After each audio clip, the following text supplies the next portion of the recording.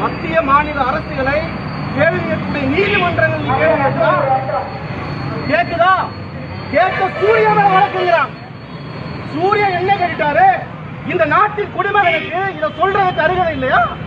ஏண்டா நீதிமன்றத்தை மூடி வச்சிருப்ப கொரோனாவுக்கு பயந்து படிக்கிற பிள்ளைங்களுக்கு நீட்டுக்கு நீ தேர்வு நடத்தியா? இதை கேட்டதுக்கு சூர்யா மேல வழக்கு இல்லையா? அப்ப ஹச்சி ராஜா ஹைகோர்ட்டாவது மயிராதுன்னு சொன்னான்ல, அவன் மேல என்ன வழக்கு? தேசிய கொடியை அவமதித்து சேகர் மேல என்ன வழக்கு? அப்ப ஆளுகிற ஆட்சி எதற்கான ஆளுக்கு, எந்த ஆளுக்கான ஆட்சியாக, யாருக்கான ஆட்சியாக நிர்வாகம் செய்யுங்கிறத நாம இல்ல மக்கள் முதல்ல புரிஞ்சுக்கணும். இதே இந்த காவல்துறை நாம நடத்துற எல்லா போராட்டங்களையும் ஆர்ப்பாட்டங்களையும் எல்லாத்தையும் மட்டுப்படுத்தும், விரட்டி அடிக்கும். ஆனா அப்ப என்ன சொன்னோம்? உங்களுடைய பிள்ளைகளுக்கு சேர்த்துதான் நாங்க போராடுறோம் சொன்னோம். இன்னைக்கு நடந்திருக்கா? ஜோதி துர்காவுடைய அப்பா ஒரு துணை ஆய்வாளர் இல்லையா, காவல்துறையை சேர்ந்தவரு, அவர் பிள்ளைக்கு சேர்த்துதான் நம்ம போராடணும் இல்லையா? இன்னைக்கு அதுதான் நிலவரம். எங்களை ஒடுக்குனீங்க, எங்களை அடக்குனீங்க. ஆனா இன்னைக்கு உங்க வீட்டுல ஒரு பிள்ளை செத்து போச்சா இல்லையா? யாருக்காக போராடணும்? இதையெல்லாம் காவல்துறையும் ஆளுகிற அரசும் புரிஞ்சுக்கணும். நாட்டுல நடக்கிறது என்ன மக்கள் புரிஞ்சுக்கணும். மக்களுக்கு நாம எடுத்து சொல்லணும் என்ன நடக்கும். என்ன பேரு? ஜெயசீலன் தானே? 17 வயசுல பூரா கொள்ளணும் முடிவு முடிச்சதுக்கு அப்புறம் 5ஆம் வகுப்புல இருந்து 6ஆம் வகுப்பு போறதுக்கு பொது தேர்வு. கொல்ல போறான் பிள்ளைய. 8ஆம் வகுப்புல இருந்து 9ஆம் கிளாஸுக்கு போற பிள்ளைக்கு பொது தேர்வு. கொல்ல போறாங்க பிள்ளைய. 17 வயசு உள்ள பிள்ளையே தன்னால முடியல சாகுதுன்னா 6ஆம் வகுப்பு படிக்கக்கூடிய பிள்ளை, 9ஆம் வகுப்பு படிக்கக்கூடிய பிள்ளை என்ன செய்யும் சிந்திச்சு பாருங்க. எப்படி வாழ முடியும்? அந்த பிள்ளை நல்லா பதிவிட்டு இருக்கா. துர்கா என்ன சொல்றா பாருங்க. பயமா இருக்கு. அவ எதுக்காக செத்தா? பயந்து போய் செத்து இருக்கா இல்லையா? எதுக்காக பயந்தா? எதற்காக பயந்தா? தேர்வுக்காக பயந்தா. இந்த தேர்வு வேணுமா?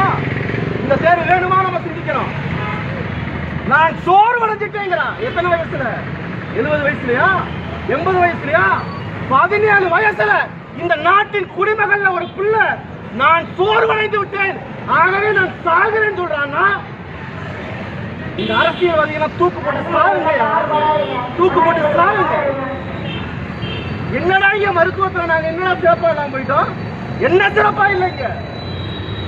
நீங்க நல்லா கவனிங்க. எவ்வளவு கண்ணு கருத்துமா இருக்கா பாருங்க. இந்த படிப்பு விஷயத்துலதான் உன்னுடைய இதை கூட்டணும் இல்லையா? உன்னுடைய மதிப்பீட்டை கூட்டணும். இதைத்தான் நீ சீர்படுத்தணுமா? நாட்டுல எண்ணற்ற பிரச்சனை இருக்கு. பொருளாதாரம் எங்கேயோ போயிருச்சு. எல்லாத்தையும் விட்டுட்டு இவனுக்கு நீட்டு மட்டும்தான் பிரச்சனை இல்லை. நேற்று கூட எழுத போன பிள்ளைகளை தலை முடிய கூட விட்டு வைக்கல இல்லையா? தலை முடிய விட்டு வைக்கல. கண்ணுல டார்ச் அடிச்சு பாக்குறான், மூக்குல டார்ச் அடிச்சு பாக்குறான். டேய், அப்படி ஒரு படிப்பு இங்க என்ன இருக்கு? எதுக்காக விட பாக்குறீங்க? அங்க சோழி கண்காணி படம் இருக்காங்களா இல்லையா? தேர்வு எடுக்கிற அறைக்குள்ள கண்காணி படம் இருக்கிறாங்களா இல்லையா? ஒரு ஆளுக்கு 2 ஆள் போடுறான், 3 ஆள் போடுறான். அவன் எப்படா பாத்துருவான்? என்னடா கூமுட்டைகளா இருக்கீங்க?